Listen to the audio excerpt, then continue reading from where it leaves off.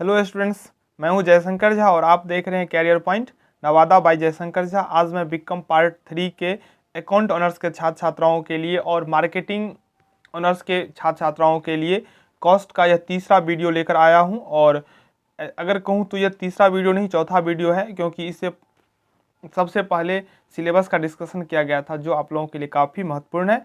और आप लोग अगर अभी तक सिलेबस नहीं देखे हैं तो सिलेबस को आप लोग देख सकते हैं। सिलेबस मतलब आधा पढ़ाई ख़त्म। तो उसके बाद हम लोगों ने पहला चैप्टर कंप्लीट किया, दूसरा चैप्टर कंप्लीट किया और अब मैं तीसरा वीडियो लेकर आया हूं जिसमें तीसरा चैप्टर का डिस्कशन होगा। यह चैप्टर एक वीडियो में ख़त्म होगा नहीं, क्योंकि यह चैप्टर थोड़ा लंबा है और ये प्रैक्टिकल है। इसमें प्रैक्टिकल प्रॉब्लम सोल्व करवाना है, इसलिए यह चैप्टर 2-3 रोज, 4 रोज, 5 रोज, मतलब जब तक आप लोग कंप्लीट नहीं कर लेते हैं तब तक चलेगा।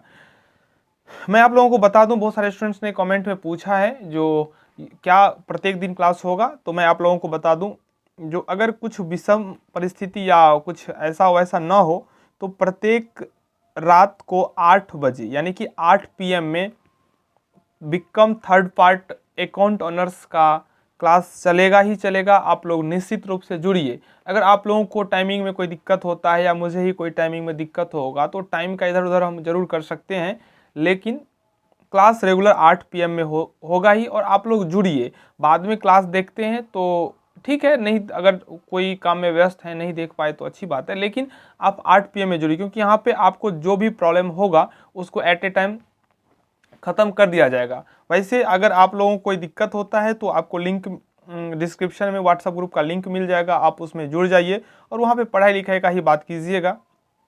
आपको पढ़ाई लिखाई से जो भी प्रॉब्लम आता है, पढ़ाई लिखाई से रिलेटेड, उसको आप वहाँ शेयर कीजिए।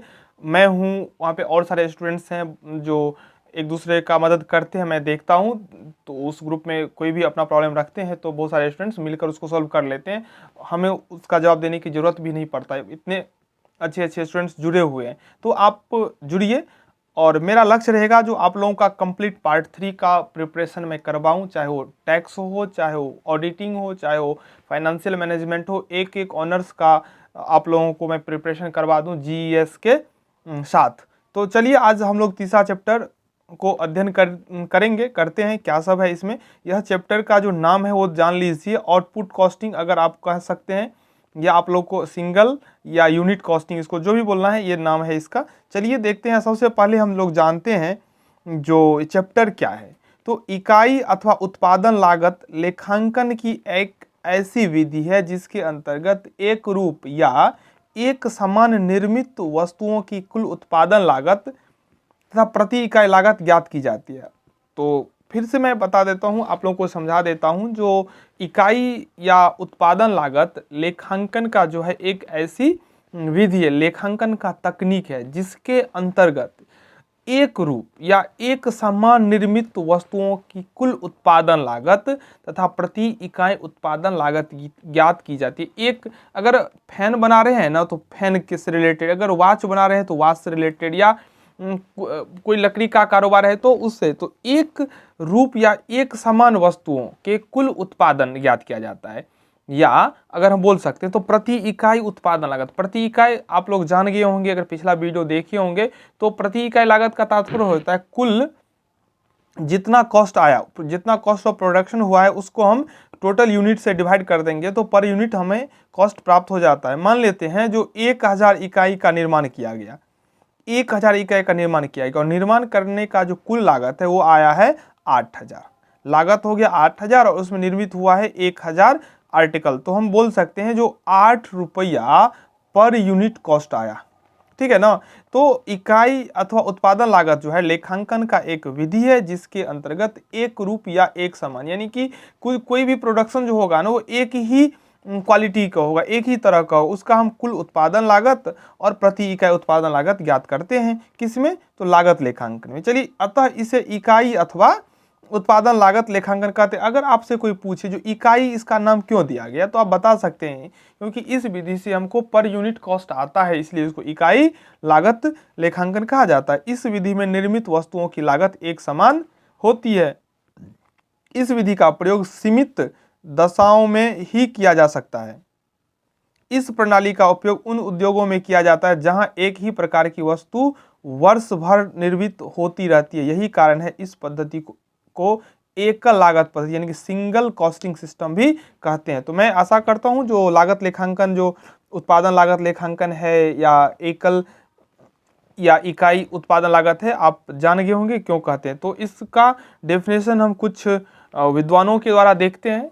क्योंकि बहुत सारे स्टूडेंट्स प्रैक्टिकल का भी प्रॉब्लम सोल्व करते हैं, कुछ ऐसे स्टूडेंट्स होते हैं जो थ्योरी का भी सोल्व करते हैं। तो जो थ्योरी लिखेंगे उसके लिए तो थ्योरी जाना बहुत जरूरी है ही, लेकिन जो प्रैक्टिकल का बनाने को सोच रहे हैं उनके लिए भी थ्योरी जरूरी है। तो इसलिए थ्योरी का डिस्कशन कर लेते हैं। पहला चैप्टर खत्म हो गया, दूसरा चैप्टर खत्म हो गया, तीसरा चैप्टर है और यह भी खत्म होगा।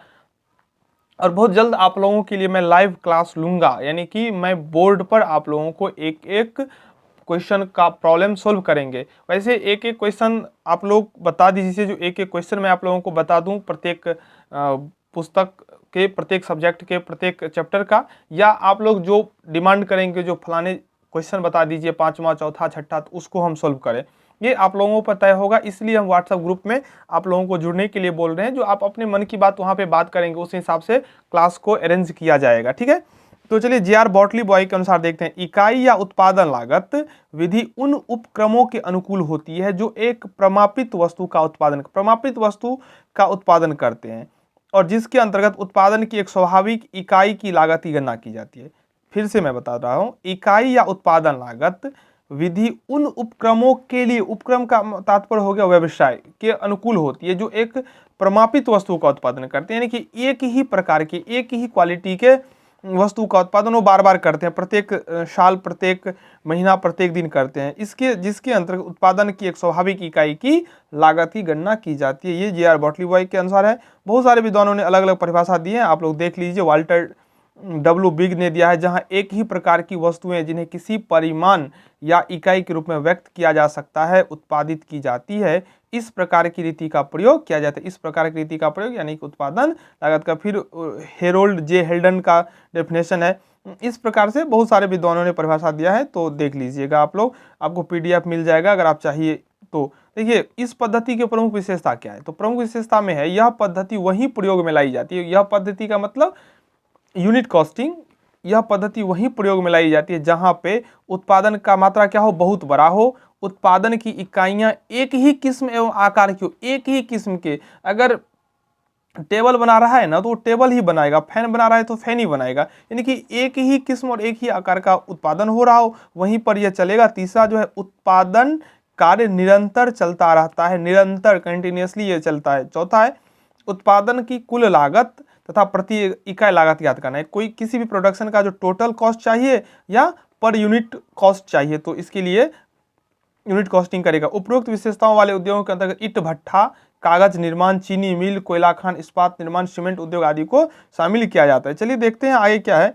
वित्तीय लेखों की सहायता से एक निश्चित समयावधि में कुल व्ययों की जानकारी प्राप्त कर ली जाती है। ये व्यय उस निर्धारित समयावधि में उत्पादित वस्तुओं की कुल लागत होती है।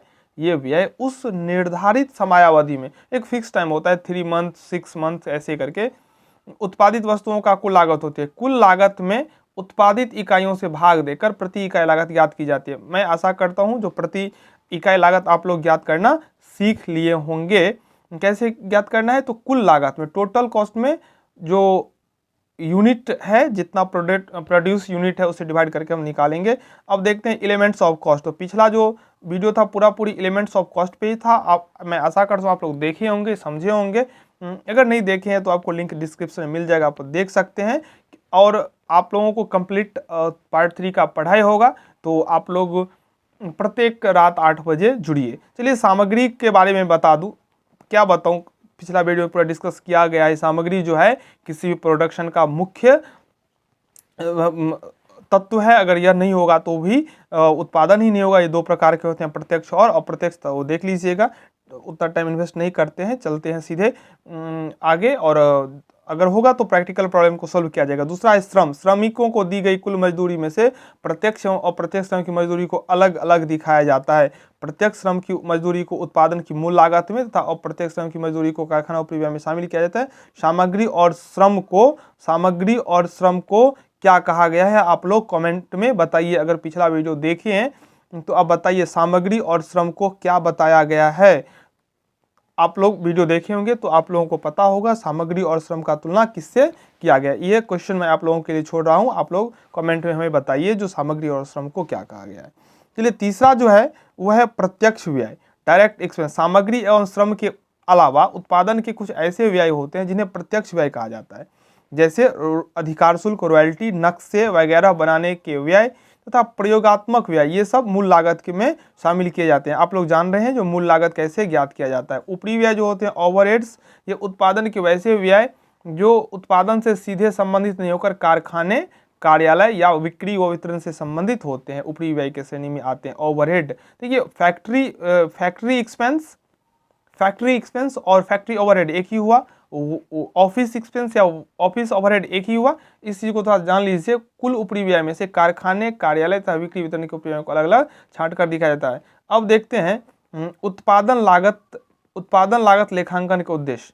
तो इसका उद्देश्य में पहला जो है उत्पादन की कुल लागत याद करना। जब यूनिट कॉस्टिंग कंप्लीट होता है तो लास्ट में निकलता है हमारा टोटल कॉस्ट। तो टोटल कॉस्ट फाइंड करना जो है इसका एक ऑब्जेक्टिव हो गया। दूसरा है उत्पादन की प्रति इकाई लागत याद करना। ये भी आप जान गए होंगे क्योंकि जब टोटल कॉस्ट निकलता है उसमें टोटल प्रोड्यूस यूनिट से डिवाइड करके उत्पादन की प्रति इकाई लागत याद किया जाता है। तीसरा प्रकृति के आधार पर व्ययों का विश्लेषण व वर्गीकरण। प्रकृति के आधार पर तीन प्रकार के व्यय हो सकते हैं, फिक्स्ड, वेरिएबल और सेमी वेरिएबल। चौथा है व्यय के प्रत्येक वर्गीकरण का कुल लागत के साथ संबंध बताना। व्यय के प्रत्येक वर्गीकरण का कुल लागत के साथ संबंध कि एक परसेंटेज में निकाला जाता है जो फैक्ट्री ओवरहेड का प्रतिशत कुल लागत का कितना है, ऑफिस का खर्चा कुल लागत का कितना है, तो यह ज्ञात करने के लिए यूनिट कॉस्टिंग निकाला जाता है। अगला है अलग अलग अवधि के व्ययों का तुलनात्मक अध्ययन कर व्ययों पर नियंत्रण रखना। अलग अलग अवधि को देखिए 2005 का निकाले, फिर 6 का निकाले, फिर 7 का निकाले, तो इससे क्या होता है, तो हमको अलग अलग अवधि का टोटल कॉस्ट पता होता है, तो अलग अलग कॉस्ट पता होता है, तो हम कंपेरिजन कर सकते हैं जो कहाँ क्या बढ़ा और घटा। छठा है निविदा मूल्य व विक्रय मूल्य का निर्धारण। निविदा का मतलब होता है कॉन्ट्रैक्ट प्राइस। अगर हम किसी को काम देते हैं ना तो हमें एक हिसाब करना होता है, हिसाब करके पता कर लेते हैं जो इस काम करने के लिए इतना कॉस्ट आएगा, तो निविदा मूल्य यानी कि टेंडर प्राइस निकाल कर और हम उसको बता सकते हैं। चलिए तो ये हो गया उत्पादन लागत लेखांकन का उद्देश्य। आई होप, मैं आशा करता हूँ कि आप लोग समझ गए होंगे और ठीक से पढ़ रहे हैं। आप लोगों को कैसा लगता है ये जरूर बताइए। अगर कहीं कुछ सुधार का गुंजाइश हो, आपको कोई दिक्कत होता है तो आप जरूर बताइएगा, मैं वो प्रॉब्लम सोल्व करने का पूरी कोशिश करूंगा। प्रैक्टिकल प्रॉब्लम भी सोल्व होगा। आप लोग बहुत ज़्यादा कमेंट करके पूछे हैं तो मैं आप लोगों को बता दूं, एक एक क्वेश्चन जब मैंने पढ़ाना स्टार्ट कर दिया आप लोगों को बता दिए जो मैं पढ़ाऊंगा पार्ट 3 तो मैं पढ़ाऊंगा, चाहे परिस्थिति जो हो उस परिस्थिति को दूर किया जाएगा। अभी आप लोग जान ही रहे हैं जो लाइव आने में समस्या है, फिर भी मैं प्रयास कर रहा हूँ जो लाइव आऊँ उसके लिए मुझे क्या करना पड़े, मैं जो करना पड़े मैं करूंगा। बस आप लोग हमारे साथ बने रहिए। चैनल पर फर्स्ट टाइम अगर आए हैं तो ज़रूर सब्सक्राइब कर लें, बेल आइकन को प्रेस कर दें और एक काम कीजिए, अपने फ्रेंड्स के साथ ज़रूर शेयर कर दीजिए।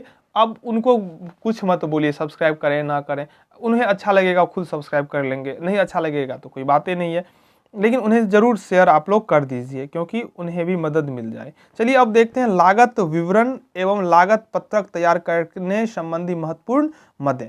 देखिए ये जो बता रहे हैं ना एक एक इम्पोर्टेंट है, यही सब आप लोगों को प्रैक्टिकल प्रॉब्लम में समस्या खड़ा कर देती है।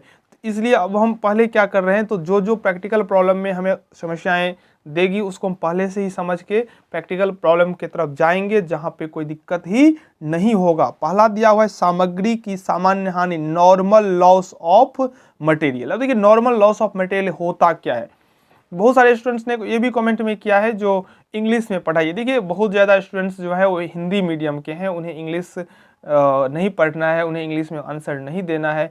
आप लोगों की संख्या कम है तो आप लोग थोड़ा एडजस्ट कीजिए, खास करके थ्योरी सेक्शन में। इंग्लिश में तो जैसे सामग्री की सामान्य हानि यहाँ पे बता ही दिया हूँ, नॉर्मल लॉस ऑफ मटेरियल, तो थ्योरी आप लोग हिंदी से इंग्लिश में कन्वर्ट कर सकते हैं। लेकिन अगर मैं इंग्लिश में ही प्रॉपरली पढ़ाना प्रारंभ कर दूं तो हिंदी के जो स्टूडेंट्स हैं वो इंग्लिश में कन्वर्ट नहीं कर पाएंगे, उनको मीडियम में बहुत ज़्यादा डिफरेंस हो जाएगा। इसलिए थोड़ा आप लोग एडजस्ट कीजिए, लेकिन आप लोगों को प्रैक्टिकल प्रॉब्लम जो मैं सोल्व करवाऊंगा वो इंग्लिश में ही होगा, इसलिए आपको वहाँ पे दिक्कत कोई होगा नहीं, थोड़ा एडजस्ट कीजिए। सामग्री की ऐसी हानि जिसे रोका नहीं जा सकती। देखिए सामग्री की सामान्य हानि, सामान्य हानि क्या होता है? तो सामग्री की ऐसी हानि जिसे रोका नहीं जा सके, अर्थात जो प्रकृति की हो, सामग्री की सामान्य हानि कहलाती है। जैसे वाष्पीकरण के परिणाम स्वरूप सामग्री के वजन में कमी आना। सामग्री की ऐसी हानि को सामग्री की लागत में से घटाया नहीं जाता, बल्कि इस हानि का भार संबंधित उत्पादन पर ही डाला जाता है। देखिए क्या करना है, सामग्री की नॉर्मल लॉस, एक होता है एबनॉर्मल लॉस। तो नॉर्मल लॉस पर, नॉर्मल लॉस वह लॉस होता है जिस पर किसी को कोई कंट्रोलिंग नहीं होता है। जैसे मान के चलिए लकड़ी का हम कारोबार कर रहे हैं, तो कच्चा लकड़ी हम खरीदे, तो उस टाइम जब हम खरीदे तो उसका वजन था 100 केजी, ये अप्रॉक्स में मैं मान रहा हूँ। लेकिन कुछ दिन के बाद इसका वजन हो जाएगा 90 केजी।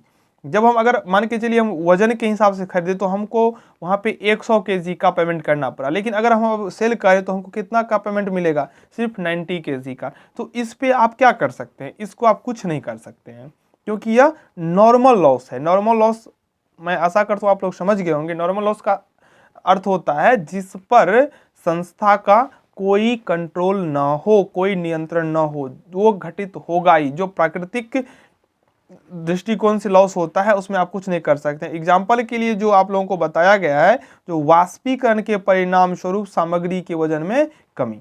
चलिए दूसरा क्या है, तो इसको आप क्या करना है, इसको कुछ नहीं करना। ऐसी हानि को सामग्री की लागत में से घटाया नहीं जाता है, यह होना ही होना है। ठीक है। दूसरा है सामग्री की असामान्य हानि, एबनॉर्मल लॉस ऑफ मटेरियल।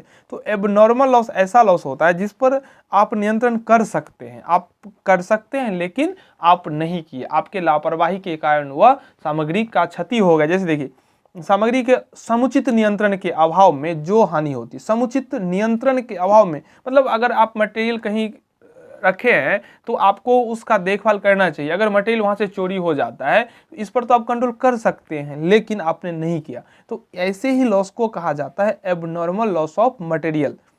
उसे सामग्री की असामान्य हानि कहते हैं। वस्तुतः ऐसी हानि प्राकृतिक प्रकृति की नहीं होती है।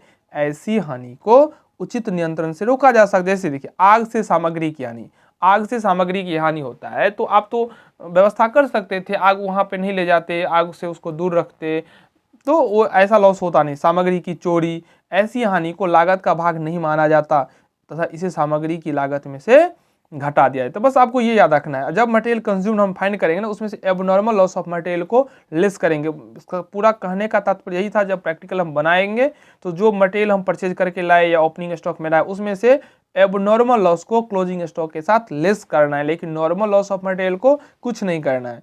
ठीक उसी प्रकार फिर सामान्य कार्यहीन समय की मजदूरी, wages of normal idle time. Normal idle time आप कुछ नहीं कर सकते हैं, ये आपका पार्ट ऑफ कॉस्ट होगा। लेकिन जब एबनॉर्मल आइडल टाइम है, ये क्या होगा, तो पार्ट ऑफ कॉस्ट नहीं होगा, तो इसे घटा देंगे। देखिए, कार्य के दौरान समय की ऐसी बर्बादी जो स्वाभाविक होती है और जिसे रोक पाना संभव नहीं होता है, सामान्य कार्यहीन समय कहलाता है।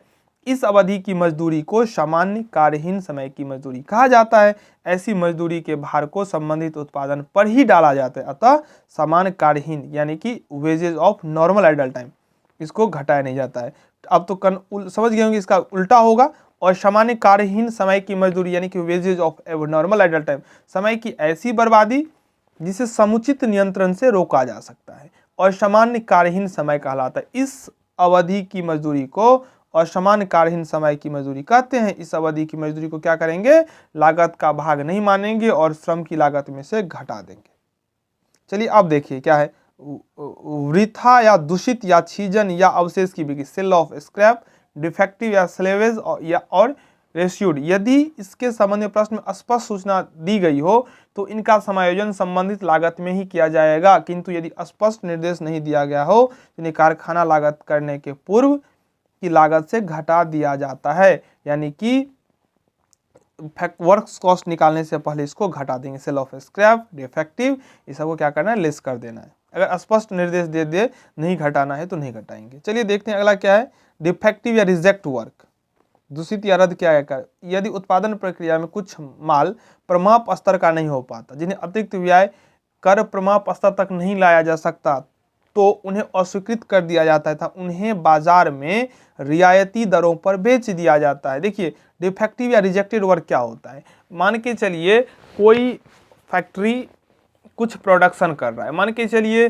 टेबल फैन का प्रोडक्शन कर रहा है, तो टेबल फैन का प्रोडक्शन में क्या होता है, तो जो अगर 100 यूनिट तैयार करा, जरूरी नहीं है 100 का 100 यूनिट अच्छा ही बन जाए, उसमें से 10 यूनिट मान के चलिए अच्छा नहीं हुआ, यानी कि प्रमापित स्तर का नहीं हुआ, जो हम बनाना चाहते थे वो नहीं बना। तो एक काम आप कर सकते हैं, जो इस 10 यूनिट में कुछ एक्स्ट्रा व्यय करके आप उसको प्रमापित स्तर पर ला सकते हैं, लेकिन ऐसा भी संभव नहीं है, यानी कि उसको एक्स्ट्रा खर्च करके भी उस प्रमाप स्तर तक नहीं लाया जा सकता है। तो क्या होगा, ये रिजेक्ट हो जाएगा। रिजेक्ट होने के बाद क्या करेंगे, तो इसको रद्दी के भाव में बेच देंगे, कुछ रुपया इससे आ जाएगा, 200 ही आ जाएगा, 300 ही आ जाएगा। तो इसको हम क्या करेंगे, इसको लेस कर देंगे, क्या करेंगे, कुल इकाई का जितने भी कॉस्ट आएगा उसमें से लेस कर देंगे। चलिए फिर से एक बार और देख लेते हैं। यदि उत्पादन प्रक्रिया में कुछ माल प्रमाप स्तर का नहीं हो पाता और जिन्हें अतिरिक्त व्यय पर प्रमाप स्तर तक नहीं लाया जा सकता, तो उन्हें अस्वीकृत कर दिया जाता है तथा उन्हें बाजार में रियायती दरों पर बेच दिया जाता है। बिक्री से प्राप्त रकम को कारखाना लागत में से, बिक्री से प्राप्त रकम को कारखाना लागत में से तथा अस्वीकृत इकाइयों को उत्पादन की कुल इकाइयों में से घटा दिया जाता है। अस्वीकृत इकाई को उत्पादन कुल इकाई में से घटाए, अगर 100 यूनिट हम तैयार कर रहे हैं, 10 डिफेक्टिव हो गया, तो हम अब यूनिट में लिखेंगे सिर्फ 90 और इस 10 से जो भी आएगा उसको कॉस्ट में से लेस कर देंगे। देखिए थ्योरी जो है ना, आप लोगों को कंप्लीटली सवाल को समझा देगा, प्रैक्टिकल को कंप्लीट करवाएगा। थ्योरी पर ध्यान दीजिए, और मैंने ऐसा देखा है बहुत सारे स्टूडेंट थ्योरी को उतना महत्व देते नहीं है, इसलिए उनका सवाल बनता नहीं है, बना भी लेता है तो कुछ दिनों के बाद वो भूल जाता है और फिर से गलत बना लेता है, इसलिए ध्यान रखिए। किंतु ऐसा दोषपूर्ण माल ऐसा है जैसे जिसे अतिरिक्त व्यय पर सुधारा जा सकता है, अर्थात विक्रय योग्य बनाया जा सकता है, तो इससे अतिरिक्त व्यय को कारखाना उपरिव्यय में अतिरिक्त कारखाना उपरिव्यय के रूप में जोड़ दिया जाता है। इसके पश्चात विक्रय योग्य इकाइयाँ एवं उनकी कुल लागत ज्ञात की जाती है। अगर मान के चलिए 10 में कुछ डिफेक्टिव आया, उसको अगर 500 रुपया और खर्च करके ठीक कर दिया जा सकता है, तो ना तो लेस करने की आवश्यकता है, बस हमको क्या करना है, ऐड कर देना है एडिशनल फैक्ट्री ओवरहेड कह के, ठीक है। चलिए अब देखते हैं 7वां पॉइंट क्या है, नगद बट्टा, कैश डिस्काउंट। जब नगद बट्टा लागत का अंग नहीं माना जाता, यह शुद्ध वित्तीय प्रकृति की मद है, तो इसे लागत में शामिल नहीं किया जाता, क्योंकि व्यापारिक बट्टे को विक्रय संवर्धन का व्यय मानते हुए विक्रय एवं वितरण व्यय में शामिल किया जाता है। कैश डिस्काउंट को नहीं शामिल करेंगे, लेकिन ट्रेड डिस्काउंट जो होगा उसको सेल्स प्रमोशन मान के विक्रय और वितरण व्यय में शामिल कर लेंगे। अगला है एलोकेशन ऑफ ज्वाइंट एक्सपेंसेस, संयुक्त व्ययों का विभाजन। 8वां जो है वह है संयुक्त व्ययों का विभाजन, एलोकेशन ऑफ ज्वाइंट एक्सपेंसेस। स्पष्ट निर्देशों के अभाव में कारखाना उपरी व्ययों का विभाजन मजदूरी के अनुपात, देखिए अगर कुछ नहीं कहा हो तो कारखाना उपरी व्यय का विभाजन मजदूरी के अनुपात में, फैक्ट्री ओवरहेड का जो अनुपात निकलेगा वो मजदूरी के अनुपात में, कार्यालय विक्रय एवं वितरण व्यय का विभाजन कारखाना लागत के अनुपात में किया जाता है। एक बार मैं फिर से बता देता हूँ, अगर कुछ ना कहा जाए, ध्यान रखिए, आपको टेंडर प्राइस निकालते वक्त इसका काम आएगा, क्योंकि अगर आपको दे देगा 500 यूनिट का कॉस्ट दे देगा, आपको 1000 का बोलेगा टेंडर प्राइस फाइंड करने के लिए, तो 500 में जितना वेजेज लगा है उसी के अनुपात में इसमें लगेगा। फिर फैक्ट्री का जो एक्सपेंस है सेम अनुपात में आएगा। तो ऐसा क्वेश्चन अगर साइलेंट है 100%, तो क्या करना है, तो आपको फैक्ट्री ओवरहेड, FOH शॉर्टकट में हम लिखेंगे, फैक्ट्री ओवरहेड का कंपेरिजन हम किसके साथ करेंगे, तो वेजेज के साथ। किसके साथ करेंगे, वेजेज के साथ। फॉर्मूला हो जाएगा फैक्ट्री ओवरहेड बाय वेजेज गुने 100। और फैक्ट्री ओवरहेड के अलावा जो भी एक्सपेंसेस है, फैक्ट्री ओवरहेड के अलावा जो भी एक्सपेंसेस है, चाहे वो देखिए, चाहे वो ऑफिस का हो, ध्यान दीजिए, ऑफिस का हो या सेलिंग का हो या डिस्ट्रीब्यूशन का हो, सबको हम निकालेंगे किसके साथ, वर्क्स कॉस्ट के साथ। सबको किसके साथ निकालेंगे, वर्क्स कॉस्ट के साथ प्रतिशत। ध्यान रखिएगा, इसको याद कर लीजिए। स्पष्ट निर्देश के अभाव में अगर बता दिया है जो प्राइम कॉस्ट के साथ करना है, डायरेक्ट एक्सपेंस के साथ करना है, मटेरियल के साथ करना है, तो उसके साथ कीजिए। अगर क्वेश्चन 100% साइलेंट है तो आप इसको ध्यान रखिएगा। अगला है व्यापारिक छूट, तो पहले ही बता चुके हैं व्यापारिक छूट को क्या करना है।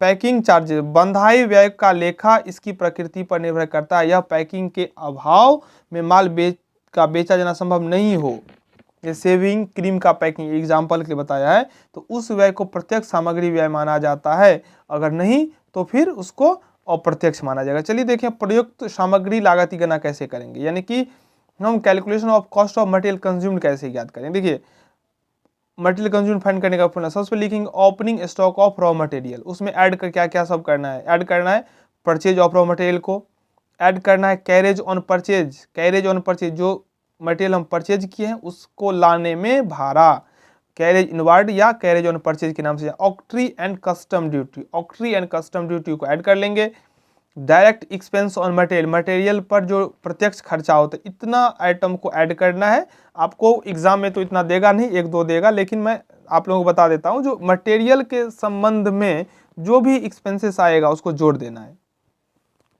अब घटाना क्या सब है उसको देखिए, closing stock of raw material, cost of material, जो मटेरियल हम खरीद के लाए उसमें से कुछ बेच दिए उसको घटा देंगे, sale of waste and scrap material, defective material, abnormal wastage of material, normal wastage को नहीं कुछ करना है लेकिन एबनॉर्मल को घटाना है, यह जान गए। अगला है materials transfer to other jobs, इस जॉब से दूसरे जॉब से ट्रांसफर कर देंगे उसको भी घटा देंगे। तो इतना चीज जोड़ने के बाद ये घटाने के बाद हमको निकल जाएगा वैल्यू ऑफ मटेरियल कंज्यूम्ड, इसको याद रखिए प्रैक्टिकल में बहुत काम आएगा। देखिए अब क्या है चालू कार्य का मूल्यांकन, valuation of work in progress. सबसे पहले हम जानते हैं वर्क इन प्रोग्रेस होता क्या है।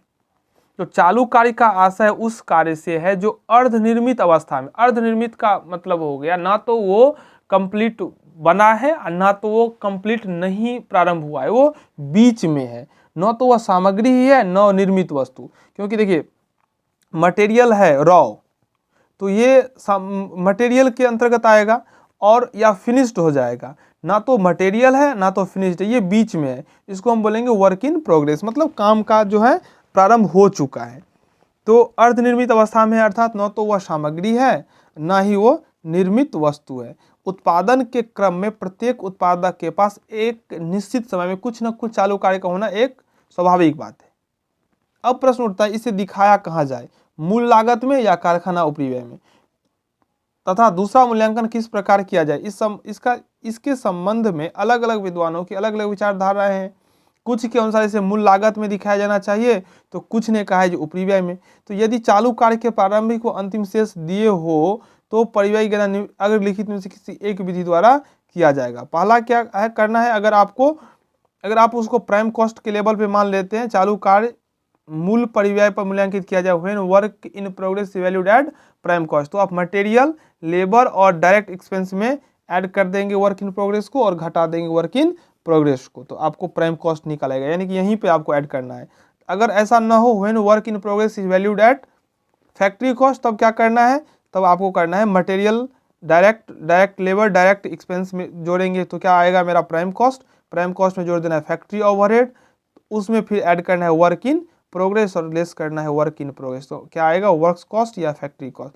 तो अगर कुछ ना कहा हो क्वेश्चन में तो आपको यही प्रोसेस अपनाना है। अगर बोल देगा जो work in progress prime cost per है तो आपको ये वाला काम करना है, ठीक है।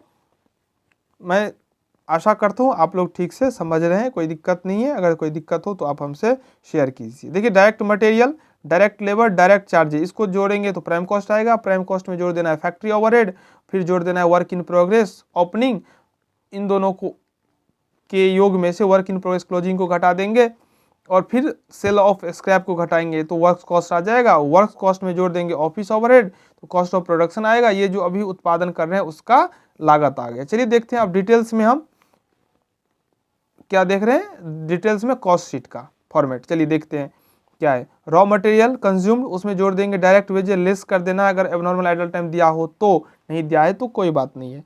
फिर जोड़ना है डायरेक्ट एक्सपेंसेस जैसे रॉयल्टी सब होता है, तो इन तीन को जोड़ेंगे तो क्या आएगा प्राइम कॉस्ट। अब देखिए वर्क्स ओवरहेड, एक चीज ध्यान रखिए, वर्क्स ओवरहेड को हम फैक्ट्री एक्सपेंस भी बोल सकते हैं, बोल क्या सकते हैं है ही ध्यान रखिएगा, फैक्ट्री एक्सपेंस के नाम से भी जाना जाता है। वर्क्स ओवरहेड, फैक्ट्री एक्सपेंस या फैक्ट्री ओवरहेड FOH, ठीक है, इतनी नाम में से कोई भी नाम दे सकता है। प्राइम कॉस्ट को डायरेक्ट कॉस्ट भी कहा जा सकता है, ये सब ध्यान रखिए। Indirect wages, factory rent, repairs of machinery, depreciation of machinery, coal gas water, factory level के जितने भी एक्सपेंसेस हैं वो सब एक बार देख लीजिए, उतना समय व्यतीत नहीं करना चाहता हूँ। ऑफिस देखिए इतना जोड़ेंगे तो वर्क कॉस्ट आ जाएगा, फिर उसमें जोड़ना ऑफिस के लेवल पे इतना खर्चा है, उसको जोड़ना है office salary, office rent, general expense, sundry expense, director fee, office stationery, ये एक ऑफिस का जो भी खर्चा है उसको जोड़ेंगे तो आ जाएगा कॉस्ट ऑफ प्रोडक्शन। फिर कॉस्ट ऑफ प्रोडक्शन में ऐड कर देना है, तो ये कॉस्ट ऑफ प्रोडक्शन में हमको ऐड करना होगा। एक चीज़ मैं यहाँ बता देता हूँ, कॉस्ट ऑफ प्रोडक्शन में हमको ऐड करना है क्या, तो इसमें ऐड कर देना है हमको opening finished goods. Finished goods का मतलब होता है पहले से निर्मित माल, और इसमें से लेस कर देना है क्लोजिंग फिनिश्ड गुड्स, तो आ जाएगा कॉस्ट ऑफ गुड्स सोल्ड। और कॉस्ट ऑफ गुड्स सोल्ड में इतना को जोड़ दीजिएगा, ट्रैवलिंग सेलिंग का खर्चा, सेलिंग और डिस्ट्रीब्यूशन का खर्चा, travelling expense, rent of warehouse, depreciation of driver, delivery van, bad debts, advertising, carriage outward, sales department, इस सबको ऐड करेंगे तो आ जाएगा कॉस्ट ऑफ सेल्स या total sales.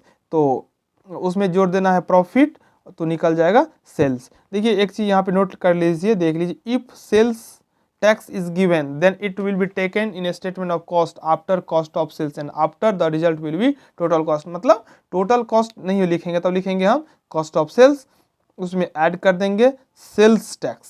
Sales tax add करने से आएगा टोटल कॉस्ट, तब लेंगे प्रॉफिट, फिर निकलेगा सेल्स। तो ये था, तो इस चैप्टर का भी थ्योरी कंप्लीट हो गया। अब जो है नेक्स्ट प्रैक्टिकल ही होगा, तो नेक्स्ट वीडियो कल प्रैक्टिकल हम लोग सोल्व करेंगे। तो आप लोग बने रहिए हमारे साथ। अगर आप लोगों को कोई दिक्कत हो, कोई बात हो, तो आप ज़रूर हमसे शेयर कीजिए और ग्रुप से जुड़ जाइए, आपको वहाँ पे जो भी प्रॉब्लम हो हल किया जाएगा, ठीक है। तो एक काम कीजिएगा, अपने फ्रेंड्स के साथ ज़रूर शेयर कर दीजिएगा ताकि उन्हें भी थोड़ा मदद मिल जाए। तो बने रहिए हमारे साथ। अभी के लिए आप सबसे मैं विदा लेता हूँ। Thank you.